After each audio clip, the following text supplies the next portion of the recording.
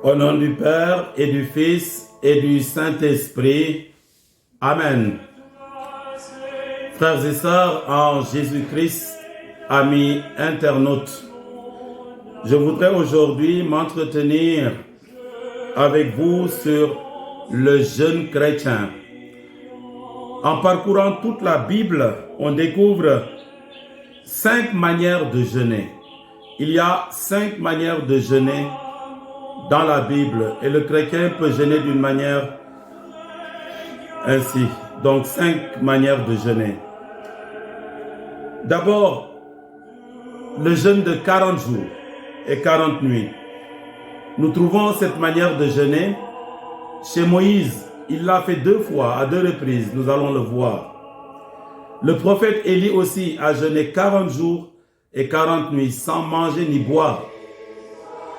Et aussi Jésus a jeûné 40 jours et 40 nuits sans boire ni manger. On l'appelle le jeûne radical, le jeûne total. Il y a aussi le jeûne de 21 jours.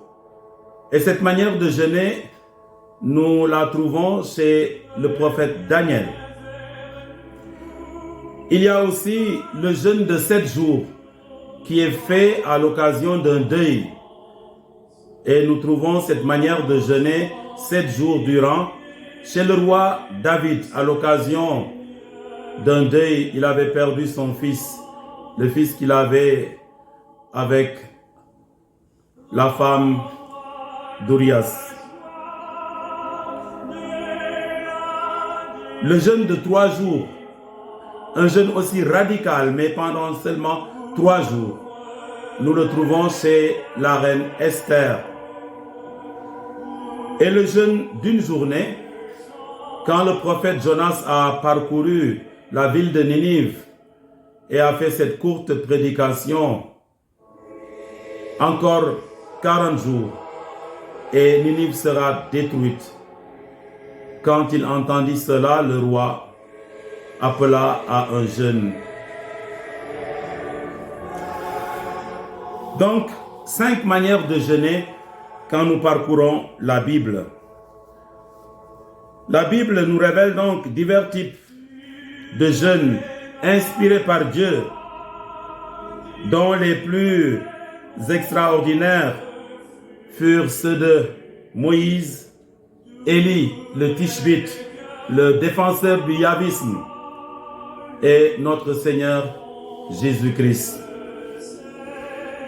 Donc, le jeûne de 40 jours et 40 nuits, le jeûne de revêtement de puissance, comme on pourrait l'intituler, le jeûne de revêtement de puissance.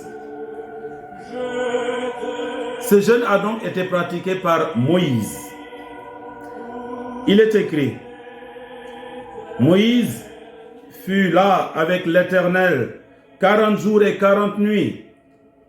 Il ne mangea point et il ne but point d'eau. Et l'Éternel écrivit sur les tables les paroles de l'Alliance, les 10 paroles, les 10 commandements. Livre de l'Exode, chapitre 34, verset 28. Il est à remarquer qu'après cette période de jeûne de 40 jours et de 40 nuits, rendue possible par la présence de Dieu, Moïse était tellement renouvelé, régénéré, transformé, transfiguré, que les fils d'Israël ne pouvaient même pas fixer le regard sur lui, tellement que son visage brillait. Et l'apôtre Paul rapporte cela dans la 2e lettre aux Corinthiens, chapitre 3, verset 7. Cette expérience de Dieu pendant 40 jours et 40 nuits l'avait transformé physiquement, au point où il rayonnait comme un chérubin, comme un ange. Les chérubins sont les anges qui sont très proches de Dieu avec les séraphins. Exode chapitre 34, versets 29 à 35. Il y a aussi le prophète Élie, le Tishbite, l'ange de l'Éternel, vint une seconde fois, le toucha et dit, Élie était en fuite. C'était la reine Jézabel qui voulait le tuer parce que il avait fait massacrer les 400 faux prophètes que la reine avait fait venir en Israël. Donc il est en fuite dans le désert. Et l'ange lui dit, lève-toi, mange, car le chemin est trop long pour toi. Une fois, deux fois et la troisième fois, Élie se leva, mangea et but. Et avec la force que lui donna cette nourriture, il marcha 40 jours et 40 nuits jusqu'à la montagne de Dieu, à l'Horeb. Et là, il entra dans la caverne et y passa la nuit. Élie le prophète passa 40 jours à jeûner grâce à la nourriture que lui donna le Seigneur, l'ange de l'Éternel. Jésus lui-même a jeûné aussi 40 jours et 40 nuits comme nous l'avons entendu dimanche dernier, premier dimanche du carême dans l'évangile selon saint Matthieu. Jésus jeûna 40 jours et 40 nuits. Matthieu chapitre 4, verset 2. Il est dit ceci. Jésus fut amené par l'Esprit dans le désert pour être tenté par le diable. Après avoir jeûné 40 jours et 40 nuits, il eut faim. Lorsque saint Luc relate cette expérience au 4e chapitre de son évangile, il affirme au verset 14 ce qui suit. Jésus, revêtu de la puissance de l'Esprit, retourna en Galilée et sa renommée se répandit dans tous les pays d'alentour. Il enseignait dans les synagogues et il était glorifié par tous.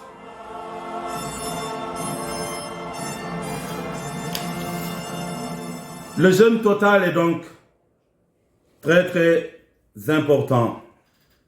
Nous avons à utiliser ce jeûne total comme une arme spirituelle extraordinaire dans des situations peu communes. En général, ce jeûne de 40 jours et 40 nuits, c'est ce que nous faisons en ce moment pendant le carême. Donc un jeûne collectif de 40 jours et 40 nuits. Mais comme Élie et Jésus et Moïse, nous ne pouvons pas jeûner sans manger ni boire.